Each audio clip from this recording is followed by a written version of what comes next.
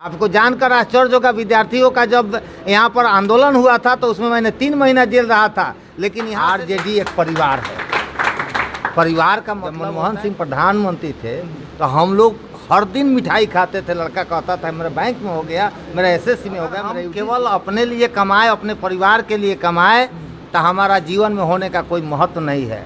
हमारा जीवन बीत गया। विद्यार्थी हैं, हम 2 बार राधा मोहन सिंह के लिए बहुत काम किए हैं, लेकिन जब जब जो है छोटा छोटा काम के लिए गए हैं तो मेरा काम नहीं हुआ है।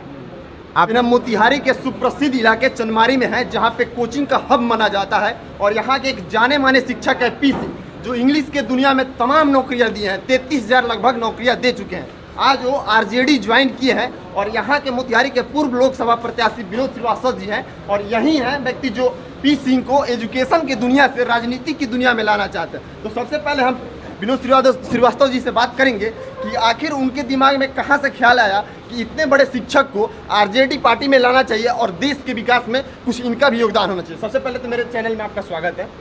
धन्यवाद।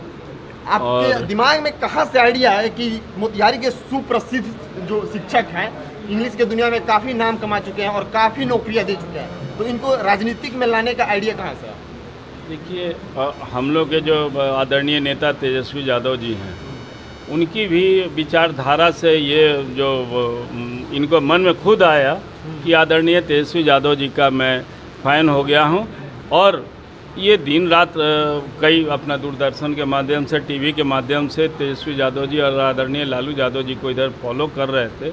तो कुछ लोगों ने कहा कि भाई पी सिंह साहब काफ़ी एनर्जेटिक आदमी हैं, तो मैं इनसे संपर्क किया और हम कहा कि अगर आपको आदरणीय तेजस्वी यादव जी का और आदरणीय लालू यादव जी का आप विचारधारा से प्रभावित हैं, तो हमको लगता है कि चंपारण में भी आपके इस पार्टी में आना बहुत ज़रूरी है, क्योंकि आप जैसे लोग अगर चंपारण में इस पार्टी में आते हैं तो नौजवानों के बीच, पढ़े लिखे शिक्षक के बीच आपकी ज़्यादा ज़रूरी है। आप जिस तरह से लोगों को प्रभावित करेंगे तेजस्वी यादव जी के बारे में, पार्टी के बारे में, और आप जो काम करेंगे, इससे हमारी पार्टी और काफ़ी मजबूत होगी। इसलिए मैं इनको रिक्वेस्ट किया। खुद एक हफ़्ता पहले हम संपर्क किए और संपर्क करके हमने कहा कि आग्रह किया कि पी सिंह साहब आप राष्ट्रीय जनता दल में ज्वाइन कीजिए और तेजस्वी यादव जी के अगर विचारधारा से आप प्रभावित हैं, जैसा कि हमको चारों तरफ से पता चला है, तो आप पार्टी में ज्वाइन कीजिए और राष्ट्रीय जनता दल में आप जैसे भी मजबूत और पढ़े लिखे लोगों की भी ज़रूरत है, हर तरह के लोगों की ज़रूरत है, लेकिन आपकी भी महत्वपूर्ण भूमिका रहेगी पार्टी को मजबूत करने में। कहीं ना कहीं पी सिंह सर खुद से आरजेडी के विचारधारा से प्रभावित होकर आरजेडी ज्वाइन किए, लेकिन एक और सवाल रहेगा, कहीं ना कहीं 2024 और 25 आपके ध्यान में है, तो पी सिंह छात्रों से ज़्यादा कनेक्टिविटी रहती है, तो इसके मद्देनजर रखते हुए भी आप इनको ज्वाइन कराए हैं? ज़रूर है। मैंने हमको लगा कि अगर इनको हम पकड़ेंगे, पार्टी में ज्वाइन कराएंगे, तो इनके माध्यम से हज़ारों जो बच्चे इनके कोचिंग में पढ़ते हैं और इनके जो बच्चे के फादर हैं, गार्जियन हैं, तो इनको पकड़ेंगे। अगर हम जड़ पकड़ लिए कोचिंग के और इनके जैसे जैसे अगर 10 को हमारे कोचिंग के डायरेक्टर और प्रोफेसर लोग पकड़ा गए तो राष्ट्रीय जनता दल और मजबूत होगी इस जिला में। इसलिए हमको लगा कि पी सिंह जी को पकड़ना जरूरी है। आखिर में एक सवाल पी सिंह सर से भी रहेगा कि आप आरजेडी आज ज्वाइन कर लिए, सबसे पहले आपको बधाई। धन्यवाद। और सबसे पहले ये क्वेश्चन रहेगा कि अभी देश में राज कर रही है राजनीति के दौर में बीजेपी, लेकिन आपने आरजेडी ही क्यों चुना? आप बीजेपी के साथ भी जा सकते थे और विकास कर सकते थे, लेकिन आपका ये जो डिसीजन रहा आरजेडी चुनने का, एक कैसे रहा? बीजेपी सबसे पहले एक कारपोरेट है, एक पार्टी और एक दल, एक संगठन नहीं है। पहले हम आपको स्पष्ट कर दें, आरजेडी एक परिवार है। परिवार का मतलब होता है जो मुखिया होता है हर सदस्य पर ध्यान दे, लेकिन जो इस परिवार में विद्यार्थी सदस्य है, किसान सदस्य है, छोटा छोटा व्यापारी संबंध से संपर्क में है, ये लोग बहुत बुरे हाल में। आज से 10 साल पहले जब मनमोहन सिंह प्रधानमंत्री थे तो हम लोग हर दिन मिठाई खाते थे। लड़का कहता था मेरा बैंक में हो गया, मेरा एसएससी में हो गया, मेरा यूडीसी में हो गया। अब लड़का कहता है कि सर जब हमको पकौड़ा ही तलना है तो हम पढ़ कर क्या करें?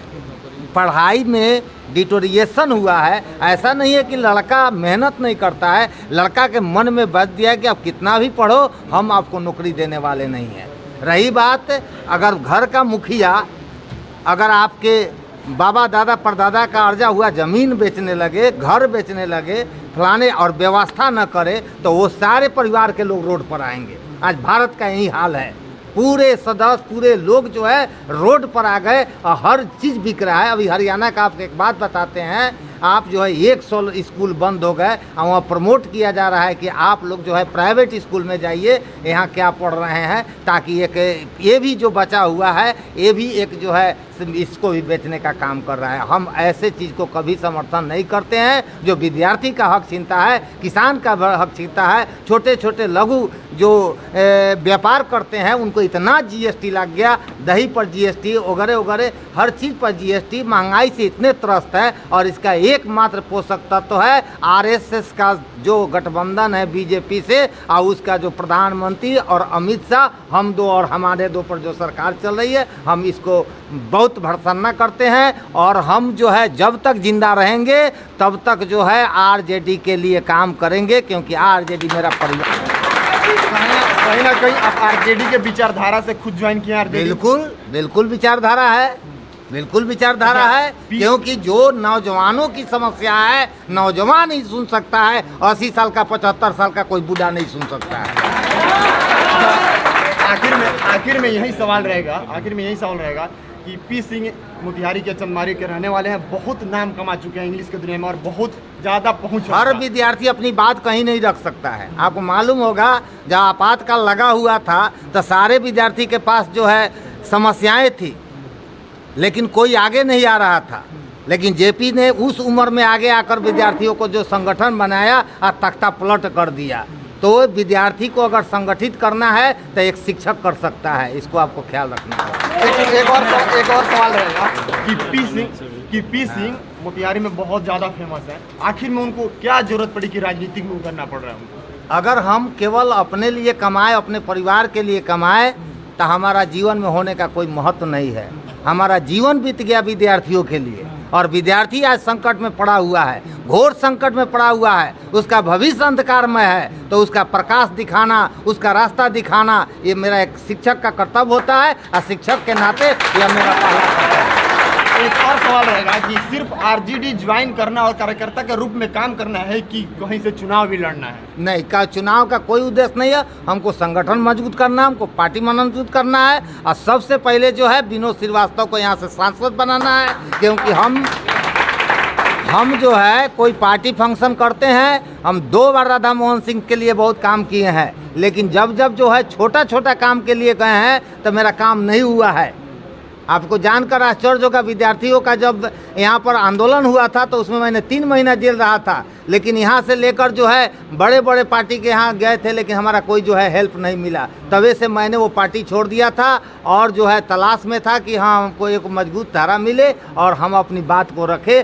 चुनाव लड़ना ये कोई बड़ी बात नहीं है, संगठन मजबूत करना है। और इतने बड़े आदमी को जो इतने शिक्षित है, आपने देख लिया इनके बाल बच्चे भी शिक्षित है, खुद शिक्षित है, और जब तक शिक्षित व्यक्ति जो है अगर नहीं चुनाव जीतता है तो यह देश के लिए दुर्भाग्य है। अच्छा विनोद का कोई सवाल रहेगा कि हम इनके जीते नहीं है, अगर आप जीतते हैं तो छात्रों के लिए, क्योंकि छात्रों की बात करना यहाँ पे ज़्यादा जरूरी है, क्योंकि सर का कोचिंग है और कोचिंग में छात्र ही आते हैं, तो छात्रों के हित में आप क्या काम करेंगे? देखिए, हमारे नेता ही पहले ही से वो सरकार में आने के पहले ही नौजवानों के लिए, छात्रों के लिए उन्होंने कहा था कि मैं बेरोज़गारों को नौकरी दूंगा, उन्होंने कहा था कि मैं बेरोज़गारों को रोज़गार दूंगा। और जिस दिन उन्होंने हमारे नेता उप मुख्यमंत्री के साथ और मुख्यमंत्री माननीय तेजस्वी यादव जी, ये आपके मुख्यमंत्री माननीय नीतीश कुमार जी 15 अगस्त में गांधी मैदान से उन्होंने घोषणा किया है कि मैं 10 लाख लोगों को नौकरी दूंगा और 10 लाख लोगों को रोज़गार दूंगा। ये ऑलरेडी हमारा नेता का एक मैनिफेस्टो में है कि कैसे नौजवानों को रोज़गार दें। तो आपको लगता है कि बीजेपी जुमला करते थे, आरजेडी भी ऐसे ही जुमला के तौर पर हवा में बहा देगी जो रोज़गार की बात है? आरजेडी जो कहती है करती है, ये बीजेपी जुमला पार्टी है, ये पूरा देश जान गया है। और पूरे देश के अब नज़र खुल गया है कि ये बीजेपी जो है सो देश की सारी संपत्ति को बेच रहा है, बीजेपी जो है सो सिर्फ नौजवानों को बेवकूफ़ बना रहा है, ये सब लोग देख रहे हैं। आपकी अगर पार्टी आती है तो मोतिहारी में जो चीनी मिल है वो चालू हो जाएगी? देखिए, आज हम लोग का कार्यक्रम था और गन्ना मंत्री जो शमीम साहब जो गन्ना मंत्री बने हैं नरकटिया से, तो वो आज टाउन हॉल में कार्यक्रम था, उनका अभिनंदन समारोह था। हमारे मंत्री जी ने भी कहा है कि मेरी प्राथमिकता रहेगी कि मोतिहारी का जो चीनी मिल बंद पड़ा हुआ है उस संदर्भ में हम प्रदेश के बड़े अपना मुख्यमंत्री और उप मुख्यमंत्री से बात करके और इस चीनी मिल को खुलवाने के लिए हम पहल करेंगे। चलिए, बहुत बहुत धन्यवाद हमारी टीम के साथ जुड़ने के लिए। आने वाले 2024 और 25 के चुनाव के लिए आपकी शुभकामनाएं। धन्यवाद।